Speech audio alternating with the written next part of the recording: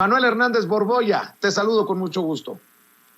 Hola, ¿qué tal, Vicente? ¿Cómo estás? Un gusto saludarte a ti y un saludo también para todo el auditorio. ¿Tú cómo entiendes esta situación? Ya México se posiciona contra la invasión, así le llama el canciller Marcelo Ebrard, la invasión rusa a Ucrania. ¿Qué nos puedes tú reportar? ¿Qué nos puedes decir? ¿Qué nos puedes comentar? Pues yo he estado siguiendo lo que ha dicho tanto el presidente como el canciller Marcelo Ebrard sobre este tema, y en general, digo, se entiende la postura de México. México tiene que ver por sus intereses nacionales. En el contexto, digamos, del este de Europa le queda un poco lejano geopolíticamente al gobierno mexicano, y se entiende el posicionamiento que han dado, señalando su rechazo a la intervención militar de Rusia en Ucrania. Yo creo que por ahí en el discurso a lo mejor se hubiera podido apretar un par de tuercas para también mostrar una postura más crítica frente al gobierno estadounidense y la hegemonía estadounidense, que pues tuvieron una parte importante que ver en todo este conflicto entre Rusia y Ucrania. Han estado alentando esta separación entre ambos países con objetivos claramente geoestratégicos, y esta parte yo creo que hubieran podido aprovechar en México para subirle dos rayitas a la intensidad del discurso, y sobre todo pues cuando precisamente vemos esta misma injerencia estadounidense pues muy a menudo en el contexto mexicano. Lo hemos visto en las últimas semanas con los posicionamientos del secretario de Estado Antony Blinken en torno a la matanza de periodistas que existe en el país. Lo hemos visto en el caso de Ted Cruz, de la Embajada de Estados Unidos en México.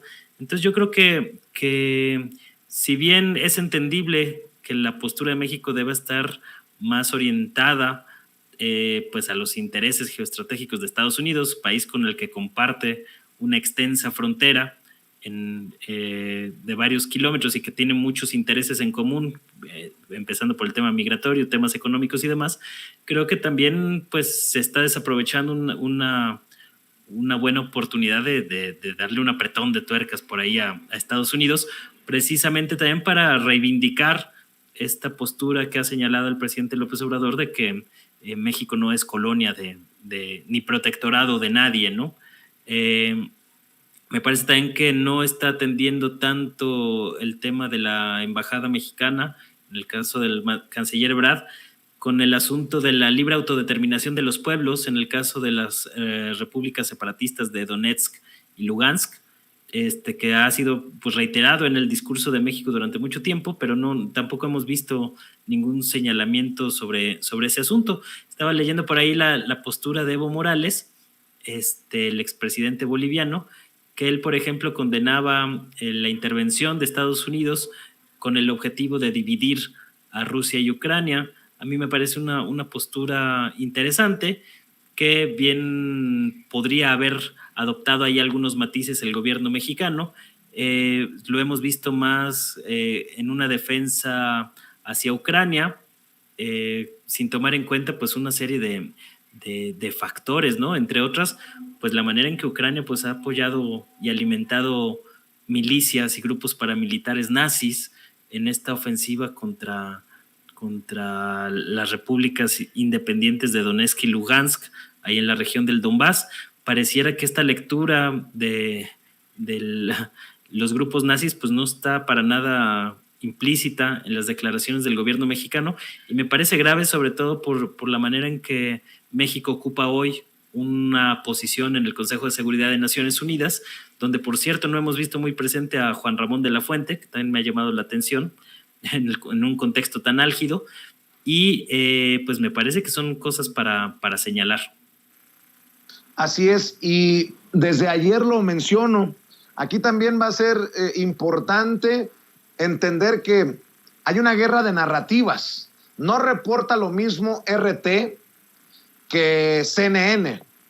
No es lo mismo prestar atención a Noam Chomsky que, no sé, que a Emilio Álvarez y Casa, que pareciera que quiere que México corte relaciones con Rusia y le declare la guerra. Así están la guerra de versiones y de narrativas.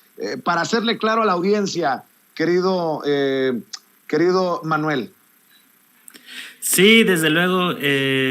Pues ahora sí que son distintas visiones, ¿no? Yo soy en general muy crítico de la visión y de las coberturas de la prensa occidental, porque me parece que se habla mucho de la propaganda rusa, por ejemplo, pero se habla muy poco de la propaganda gringa o la propaganda británica, que incluso pues, son más fuertes, tomando en cuenta que provienen de las potencias hegemónicas globales, ¿no? Entonces, no hay que irse con la finta ni para uno ni para otro bando. Yo creo que hay que leer a todos los frentes posibles para entender las distintas posturas de un conflicto, porque a final de cuentas en un conflicto internacional como este no hay buenos ni malos, hay intereses. Entonces hay que tratar de entender las posturas de cada actor para poder entender y dimensionar mejor dicho conflicto. Lo que sí he visto pues es una reiterada intencionalidad política en la cobertura de algunos medios occidentales de exagerar algunas cosas y minimizar otras. Yo creo que entre las cosas que se han minimizado en todo este conflicto entre Rusia y Ucrania, pues ha sido las implicaciones del golpe de Estado de 2014, del Euromaidán, que los medios occidentales te lo venden como una gran revolución contra un tirano, cuando pues hubo involucrados grupos paramilitares de derecha. Incluso hay testimonios e indicios muy fuertes de que algunos francotiradores involucrados en la matanza del Maidán durante este conflicto del golpe de Estado pudieron ser financiados precisamente por la oposición y no por el gobierno, en un caso típico de falsa bandera, como se le conoce, para acelerar el derrumbe de la caída del gobierno ucraniano de aquel entonces, cuyo presidente era hasta cierto punto afín a los intereses de Rusia. Y pues este tipo de cosas no se mencionan mucho, tampoco se menciona mucho sobre la masacre de Odessa a manos precisamente de estos grupos nazis paramilitares. Yo veo que en los medios occidentales hay una tendencia muy clara a tratar de bajarle o de descafeinar este asunto de los paramilitares nazis, que resulta muy incómodo y que incluso ha suscitado protestas incluso del entonces embajador de Israel en Ucrania, precisamente por la manera en que grupos de ultraderecha han sido apapachados, cobijados, de manera muy complaciente por Estados Unidos y por la OTAN, precisamente para lograr sus fines políticos, ¿no? Estuvieron mucho tiempo buscando una reacción por parte de Rusia, mandando armamento, grandes cantidades de armamento a Ucrania, precisamente para seguir financiando las hostilidades del gobierno ucraniano contra los pueblos de la región del Donbass, que son de mayoría rusohablante, que también es un tema que está muy minimizado en la cobertura de la prensa occidental, el hecho de que el este y el sur del territorio que se conoce como Ucrania, pues tiene una mayoría de personas étnicamente rusas, rusoparlantes, que se identifican mucho con la historia de Rusia como tal, y que pues a estos grupos no vieron con buenos ojos este golpe de Estado de 2014, una ley que impulsaron desde Kiev, desde el gobierno de Ucrania, para castigar y quitar la lengua rusa de las lenguas oficiales, lo cual minaba buena parte de los derechos de estos grupos, que decidieron independizarse, y que pues esta versión nunca se suele mencionar en la prensa occidental, ¿no? Entonces creo que hay varios factores por ahí que no se han dimensionado adecuadamente. Tampoco vi mucha cobertura en los medios occidentales sobre una advertencia que lanzó el presidente ucraniano Zelensky el 19 de febrero, que fue que incluso manejó la posibilidad de que podría reactivar la fabricación de armas nucleares y salirse de un tratado que tenía firmado con Rusia y con Estados Unidos desde la caída del bloque soviético, Y me parece que ese es un elemento fundamental también para entender parte de la reacción que tuvo Rusia sobre estos temas, ¿no? O sea, a final de cuentas, el presidente Vladimir Putin decidió dar un manotazo en el tablero para tratar de sacudirse un poco la presión que se le estaba viniendo encima. Y a final de cuentas, yo creo que hay que estudiar también quién gana y quién pierde. Yo creo que el gran ganador de este asunto es Estados Unidos, que al final de cuentas consiguió lo que quería, utilizó a Ucrania como una arma política en contra de Rusia. Ya impusieron una serie o están imponiendo una serie de sanciones muy severas contra Rusia. A mí no me queda qué tan claro o qué es lo que obtiene Rusia de todo esto. Yo creo que pues si bien logra contener cierto riesgo que había muy cerca de su frontera, la posibilidad de que instalaran misiles de la OTAN muy cerca de su frontera y de la capital Moscú, creo que también sale perdiendo en todo esto Rusia, porque a final de cuentas Putin acaba dándole pie a las potencias occidentales para que lo sigan tachando de pues un peligro para la estabilidad europea, de que siga toda la campaña negra que han mantenido los rusófobos durante muchos años en la prensa occidental. Entonces hay que analizar quiénes son los ganadores y los perdedores y quién sacó más ventaja de este asunto, ¿no?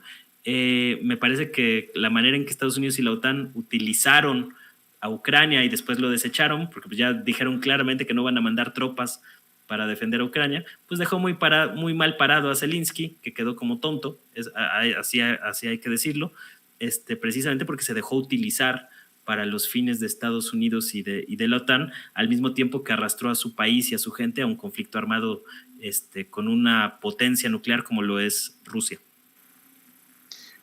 Si me permites preguntar tu opinión sobre otro tema, mi querido Manuel, pero es parte de la guerra de las narrativas. Mi querido David, grábeme, don David. Hay dos fotografías que te quiero mostrar para que hablemos de esta guerra de narrativas, de las diferentes coberturas. Mira, ayer circuló esta fotografía de Carlos Loret de Mola en el Washington Post, y el Washington Post dice: los periodistas en México están bajo ataque. Y en esta plana que publica el Washington Post, se solidarizan, según ellos, con esos periodistas que en México están bajo ataque.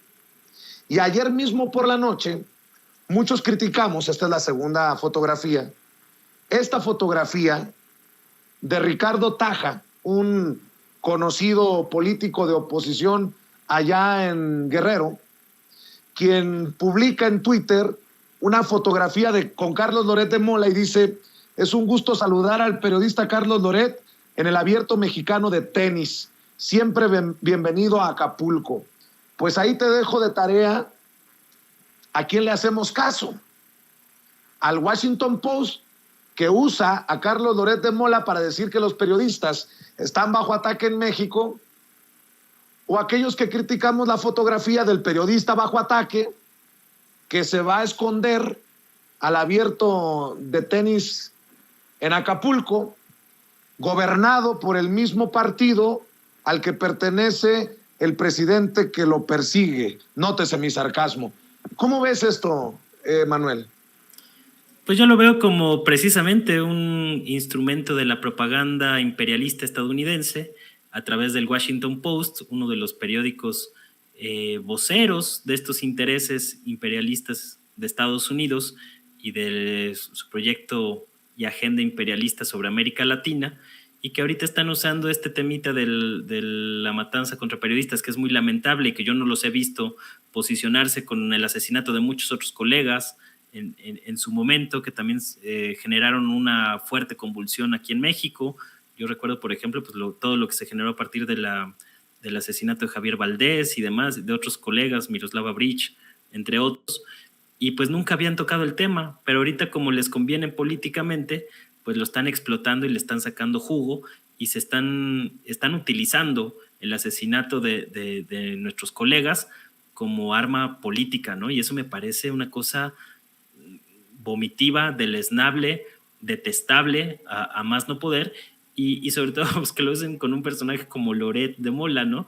Un experto en difundir mentiras, difundir medias verdades, con fines claramente políticos, es un propagandista y un mercenario informativo por excelencia de la oligarquía neoliberal que saqueó al país y que ahora nos lo quieran venir a vender desde Estados Unidos y desde el Washington Post como el mártir de la libertad de expresión, ¿no? Me parece hasta un insulto por parte del rotativo estadounidense, que pues están muy en la sintonía de golpear al presidente López Obrador por esta situación, cuando pues realmente, digo, si bien no hay que eximir al actual gobierno de su responsabilidad y de la atención que debe de tener en estos casos, que dicho sea de paso, pues no le ha faltado ahí mucha más atención a este tema.